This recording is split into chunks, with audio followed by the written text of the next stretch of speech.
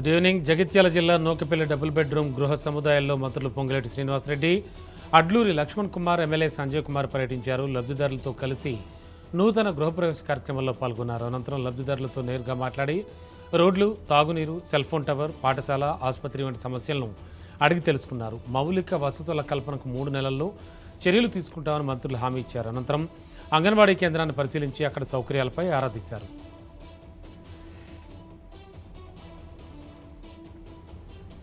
కాకినాడ జిల్లా అన్నవరంలో ఆర్టీసీ బస్టాండ్ను రవాణా మంత్రి మండిపల్లి రాంప్రసాద్ రెడ్డి ఆకస్మిక తనిఖీ నిర్వహించారు. బస్టాండ్లో ప్రయాణికులతో మాట్లాడి వారికి అందుతున్న సదుపాయాలపై ఆరా తీశారు. ముఖ్యంగా స్త్రీ శక్తి ఉచిత బస్సు ప్రయాణ పథకంపై మహిళా ప్రయాణికుల అభిప్రాయాలు తెలుసుకున్నారు. పథకం అమలుపై మహిళల హర్షం వ్యక్తం చేస్తూ సీఎం చంద్రబాబు నాయకత్వాన్ని ప్రశంసించారు. అనంతరం ఆర్టీసీ క్యాంటీన్లో డ్రైవర్లు, కండక్టర్లు, సిబ్బందితో కలిసి అల్పాహారం చేసిన మంత్రి వారి సమస్యలు అడిగి తెలుసుకున్నారు.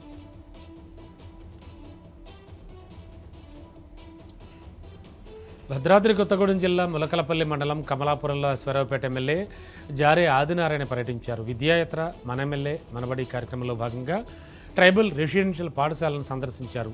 విద్యార్థులకు మెరుగైన వసతుల కోసం నూతన బోర్వెల్, అదనపు తరగతి గదుల నిర్మాణాలకు శంకుస్థాపన చేశారు. అనంతరం విద్యార్థులతో కలిసి భోజనం చేసి వారి భవిష్యత్ లక్ష్యాలను అడిగి తెలుసుకున్నారు. గిరిజన ప్రాంతాల విద్యార్థులకు నాణ్యమైన విద్య, మెరుగైన వసతులు కల్పించడమే ప్రభుత్వ లక్ష్యమని ఎమ్మెల్యే తెలిపారు. సికింద్రాబాద్ కంటోన్మెంట్ ఎమ్మెల్యే శ్రీ గణేష్ శ్రావణ శుక్రవారం సందర్భంగా మహారాష్ట్రలోని కొల్హాపూర్ మహాలక్ష్మి ఆలయంలో ప్రత్యేక పూజలు చేశారు. అమ్మవారిని దర్శించుకుని భక్తి శ్రద్ధలతో పూజలు చేశారు. కంటోన్మెంట్ నియోజకవర్గ ప్రజలంతా ఆయురారోగ్యాలతో సుఖ సంతోషాలతో ఉండాలని, రాష్ట్రం సుభిక్షంగా ఉండాలని అమ్మవారిని ప్రార్థించినట్లు ఎమ్మెల్యే శ్రీ గణేష్ తెలిపారు. సికింద్రాబాద్లోని ఉజ్జయిని మహంకాళి ఆలయంలో 2వ శుక్రవారం వరలక్ష్మి వ్రతాన్ని పురస్కరించుకుని ప్రత్యేక ఏర్పాట్లు చేశారు. హిందూ సాంప్రదాయంలో సౌభాగ్యానికి ప్రతీకగా భావించే గాజులతో అమ్మవారిని, ఆలయ పరిసరాలను రంగురంగులతో అలంకరించారు. ఉదయం 5 గంటల నుంచే మహిళలు, భక్తులు అమ్మవారి దర్శనం కోసం బారులు తీరారు. ప్రత్యేక పూజల్లో పాల్గొని మొక్కులు చెల్లించుకుని తీర్థ ప్రసాదాలు స్వీకరిస్తున్నారు. భక్తుల రద్దీతో ఆలయం పరిసర ప్రాంతాలు ఆధ్యాత్మిక శోభ సంతరించుకున్నాయి. భక్తులకు ఎలాంటి ఇబ్బందులు కలగకుండా అన్ని ఏర్పాట్లు చేసినట్లు ఆలయ ఈవో గుత్తా మనోహర్ రెడ్డి తెలిపారు.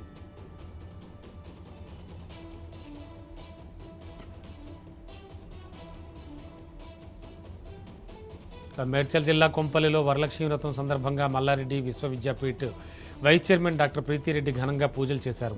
తన నివాసంలో అంగన్వాడీ ఆశా కార్యకర్తలతో కలిసి భక్తి శ్రద్ధలతో వరలక్ష్మి వ్రతాన్ని నిర్వహించారు. అనంతరం మహిళలకు పసుపు, కుంకుమ, తాంబూలం అందజేశారు.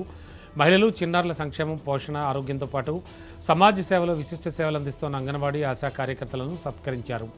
ప్రతి కుటుంబానికి ఆరోగ్యం, సుఖ సంతోషాలు, ఐశ్వర్యం, శాంతి, శ్రేయస్సు కలగాలని అమ్మవారిని ప్రార్థించారు.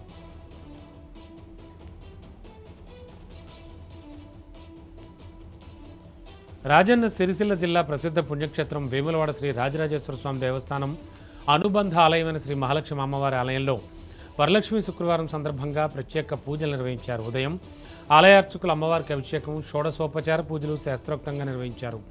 మహిళలు పెద్ద సంఖ్యలో పాల్గొని కుంకుమార్చనలు చేసి అనంతరం అమ్మవారికి ఒడిబియ్యం సమర్పించారు. అమ్మవారి కరుణా కటాక్షాలు అందరిపై ఉండాలని, లోకమంతా సుభిక్షంగా ఉండాలని భక్తులను ప్రార్థించారు.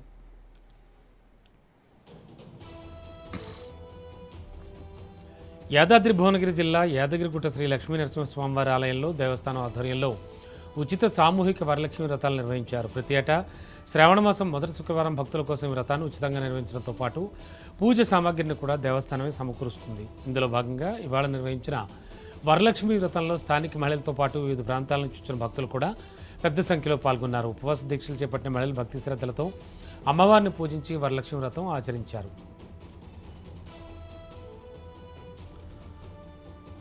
హన్మకొండ జిల్లా పరకాలలోని శ్రీ వాసవి కన్యకా పరమేశ్వరి ఆలయంలో శ్రావణమాస శుక్రవారం సందర్భంగా మహిళలు వరలక్ష్మి వ్రతాన్ని భక్తి శ్రద్ధలతో నిర్వహించారు. వరలక్ష్మీదేవిని 1,00,000 పువ్వులు, పసుపు, కుంకుమలతో ప్రత్యేకంగా పూజించారు. కుటుంబంలో సుఖశాంతులు, ఆయురారోగ్యాలు, అష్టైశ్వర్యాలు కలగాలని అమ్మవారిని ప్రార్థించారు. వ్రతం అనంతరం ముత్తైదువులకు పసుపు, కుంకుమ, గాజులు, పళ్ళు, శనగలు, బ్లౌజ్ పీస్తో తాంబూలాలు అందించి వారి ఆశీస్సులు తీసుకున్నారు. దీర్ఘాయుష్యు, కుటుంబ సౌభాగ్యం కోసం వరలక్ష్మి వ్రతాన్ని ఆచరిస్తున్నట్లు మహిళలు తెలిపారు.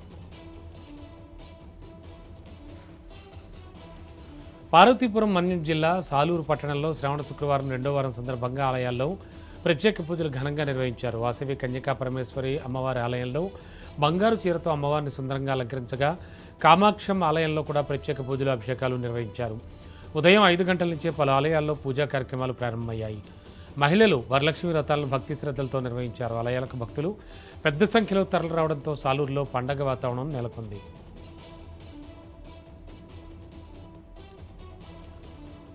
కడప జిల్లాలో మాజీ మంత్రి వైఎస్ వివేకానందరెడ్డి హత్య కేసు నిందితులేళ్లలో ఈడీ అధికారులు సోదాలు నిర్వహించారు. MP YS Avinash Reddy, Devireddy Shankar Reddy, Sunil Kumar Yadav, driver Dastagiri, ఎర్ర గంగిరెడ్డి ఇళ్లలో ఉదయం నుంచి తనిఖీలు చేపట్టారు. ప్రాపర్టీ వెరిఫికేషన్ కోసం మాత్రమే ఈడీ అధికారులు వచ్చినట్టుగా వైఎస్ మనోహర్ రెడ్డి తెలిపారు. అయితే వైఎస్ అవినాష్ రెడ్డి, దేవిరెడ్డి శంకర్రెడ్డి ఇళ్లలో పలు డాక్యుమెంట్లు, కీలక పత్రాలను స్వాధీనం చేసుకున్నట్లు సమాచారం. ఈడీ అధికారుల తనిఖీలు ముగిశాయి.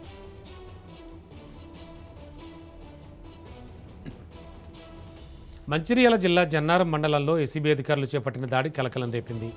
లింగయ్యపల్లి గ్రామానికి చెందిన సందవేణి తిరుపతి ఇంటి నిర్మాణం కోసం పంచాయతీ కార్యదర్శి వరలక్ష్మిని సంప్రదించగా 15,000 రూపాయల లంచం డిమాండ్ చేసినట్లు ఆరోపణలు వచ్చాయి. చివరకు 13,000 రూపాయలకు బేరం కుదుర్చుకుని తన స్నేహితురాల ఖాతాకు ఆన్లైన్ ద్వారా డబ్బులు చెల్లించేలా వ్యవహరించినట్లు ఏసీబీ గుర్తించింది. బాధితుడి ఫిర్యాదుతో రంగంలోకి దిగిన ఏసీబీ అధికారులు కార్యదర్శిని అదుపులోకి తీసుకుని విచారణ చేపట్టారు.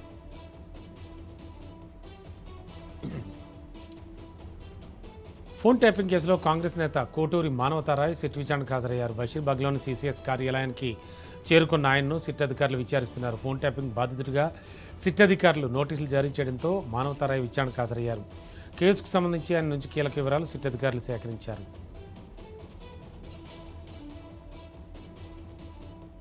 చిత్తూరు ప్రజలకు సాగునీరు అందించే లక్ష్యంతో పెండింగ్లో ఉన్న హంద్రీనివా బ్రాంచ్ కెనాల్కు రాష్ట్ర ప్రభుత్వం 105 కోట్ల రూపాయలు మంజూరు చేయడంపై టీడీపీ నాయకులు హర్షం వ్యక్తం చేశారు. చిత్తూరులోని గాంధీ విగ్రహ కూడలిలో ఎన్టీఆర్ విగ్రహానికి తెలుగు తమ్ముళ్లు పాలాభిషేకం చేశారు. ముఖ్యమంత్రి చంద్రబాబు నాయుడు, ఎమ్మెల్యే గురజాల జగన్మోహన్కు ధన్యవాదాలు తెలిపారు. బ్రాంచ్ కెనాల్ పూర్తయితే చిత్తూరు నగరంతో పాటు నియోజకవర్గంలోని అన్ని మండలాలకు సాగునీటి సమస్య పరిష్కారం అవుతుందని టీడీపీ నేతలు అన్నారు. నియోజకవర్గ అభివృద్ధికి ఎమ్మెల్యే కృషి చేస్తున్నారని చెప్పారు.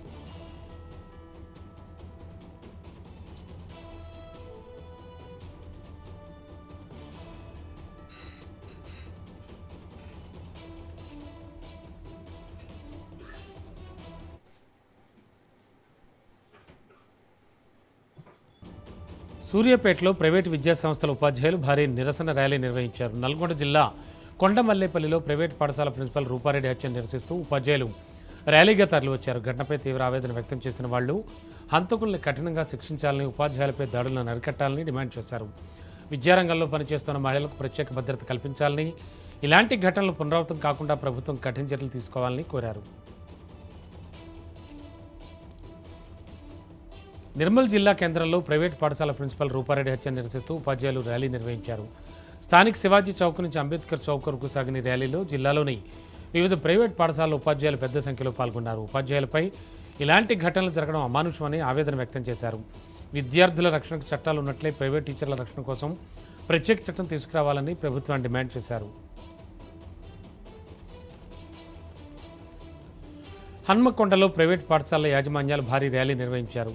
నల్గొండ జిల్లాలో ప్రైవేట్ పాఠశాల ప్రిన్సిపల్ రూపారెడ్డి హత్యను నిరసిస్తూ ఏకశిలా పార్క్ నుంచి కలెక్టరేట్ వరకు ర్యాలీగా తరలి వెళ్లారు. ఘటనపై తీవ్ర ఆవేదన వ్యక్తం చేసిన పాఠశాలల యాజమాన్యాలు, ఉపాధ్యాయులు, సిబ్బంది విద్యార్థుల భద్రతపై ఆందోళన వ్యక్తం చేశారు. విద్యాసంస్థలకు ప్రత్యేక భద్రత కల్పించాలని, హత్యకు పాల్పడిన నిందితులను కఠినంగా శిక్షించాలని ప్రభుత్వాన్ని డిమాండ్ చేశారు.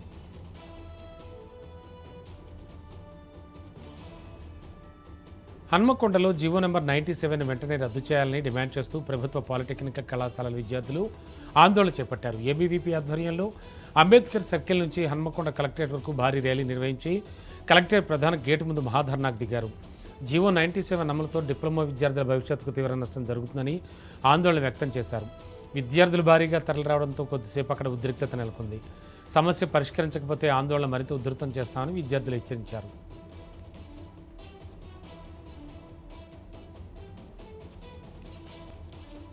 కామారెడ్డి ప్రభుత్వ జూనియర్ కళాశాల సమస్యలు పరిష్కరించాలని డిమాండ్ చేస్తూ ఏబీవీపీ ఆధ్వర్యంలో విద్యార్థులు ఆందోళన చేపట్టారు. రాష్ట్ర ప్రభుత్వ సలహాదారు షబ్బీర్ అలీ ఇంటి ముట్టడికి ఎత్తిరించగా పోలీసులు అడ్డుకున్నారు. దీంతో విద్యార్థులు రోడ్డుపై బైఠాయించి నిరసనకు దిగారు. పరిస్థితి ఉద్రిక్తంగా మారడంతో పలువురు ఏబీవీపీ నాయకులను పోలీసులు అరెస్ట్ చేసి స్టేషన్కు తరలించారు. కళాశాలలో మౌలిక వసతులు, విద్యా సౌకర్యాలు వెంటనే కల్పించాలని విద్యార్థులు డిమాండ్ చేశారు.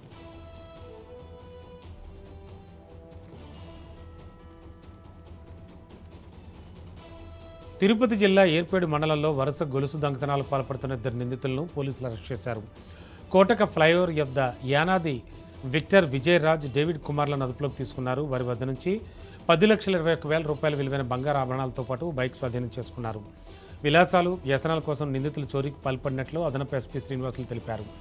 మహిళలు అప్రమత్తంగా ఉండాలని, అత్యవసర సమయంలో 112కు సమాచారం ఇవ్వాలని పోలీసులు సూచించారు.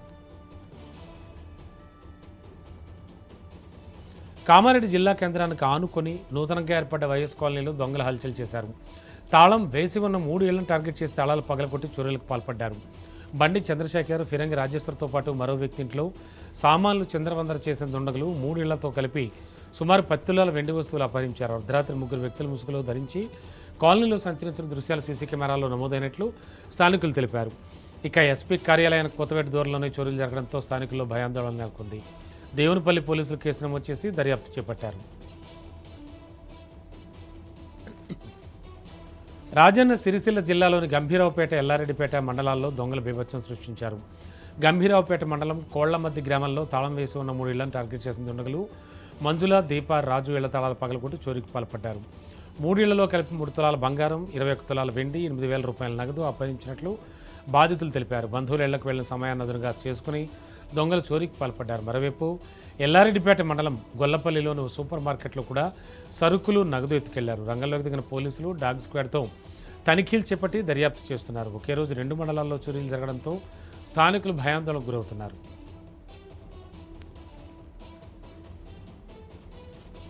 డాక్టర్ బిఆర్ అంబేద్కర్ కోనసీమ జిల్లా కొత్తపేటలో పోలీసు ఇంట్లోనే భారీ చోరీ కలకలం రేపింది. కొత్తపేట డీఎస్పీ కార్యాలయంలో హెడ్ కానిస్టేబుల్గా పనిచేస్తున్న సిహెచ్ రాంబాబు భార్యకు వైద్యం చేయించడం కోసం హైదరాబాద్ వెళ్లిన సమయంలో దొంగలు ఇంట్లోకి చేరపడ్డారు. తాళాలు పగలగొట్టి బీరువాను ధ్వంసం చేసి 28 కాసుల బంగారాభరణాలు, 750 గ్రాముల వెండి ఆభరణాలను అపహరించారు. ఇంటికి తిరిగి వచ్చినటువంటి కుటుంబ సభ్యులు చోరీని గుర్తించి పోలీసులకు సమాచారం అందించారు. ఘటనాస్థలికి చేరుకున్న పోలీసులు ఆధారాలు సేకరించి దుండగుల కోసం గాలింపు చేపట్టారు.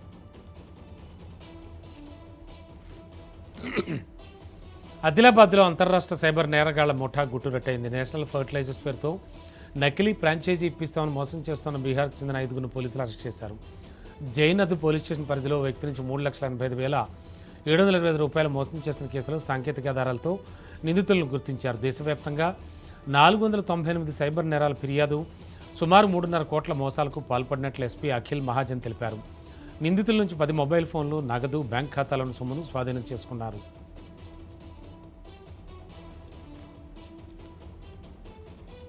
అనంతపురం జిల్లా ఇటికలపల్లి పోలీస్ స్టేషన్ పరిధిలో భారీ చోరీ కేసును పోలీసులు ఛేదించారు. కేసులో 3 నిందితులను అరెస్ట్ చేసి సుమారు 5 తులాల బంగారాభరణాలు, మొబైల్ ఫోన్, మోటార్ సైకిల్ను స్వాధీనం చేసుకున్నారు.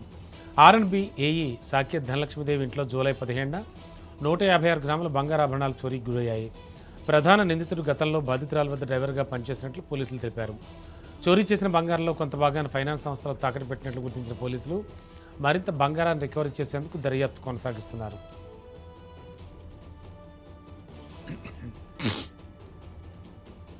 చిత్తూరు జిల్లా పలమనేరు రూరల్ మండలం ఇందిరానగర్ వద్ద ఒంటరి ఏనుగు హల్చల్ చేసింది. గ్రామ పొలిమేరలోని పంట పొలాలకు చొరబడి పంటలు ధ్వంసం చేసింది.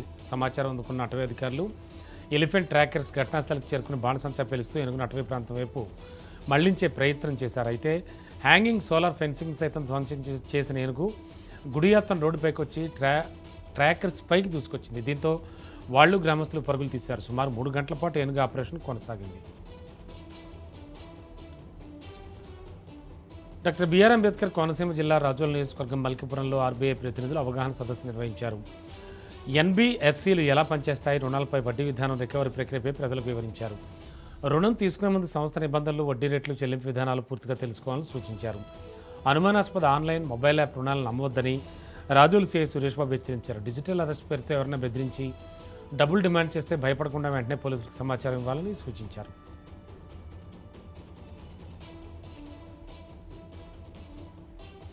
అనంతపురం ఆడబిడ్డ దళవాయి రమాదేవికి ఎమ్మెల్సీ పదవి దక్కడంపై వడ్డెర సమాజం హర్షం వ్యక్తం చేసింది. సామాన్య కార్యకర్త స్థాయి నుంచి క్లస్టర్ ఇన్ఛార్జిగా పనిచేసి ఎమ్మెల్సీగా చట్టసభల్లో అడుగుపెట్టడం వడ్డెర సమాజానికే గర్వకారణమని నాయకులు అంటున్నారు. బీసీలకు రాజకీయ ప్రాతినిధ్యం పెంచే దిశగా ఈ నిర్ణయం గొప్ప భరోసా కల్పించిందన్నారు. యువగళం సమయంలో ఇచ్చిన మాట నిలబెట్టుకున్న మంత్రి నారా లోకేష్కు కృతజ్ఞతలు తెలిపారు. ఎమ్మెల్సీగా రమాదేవి బీసీ వడ్డెర వర్గాల సమస్యల చట్టసభల్లో బలంగా వినిపించాలని ఆకాంక్షించారు.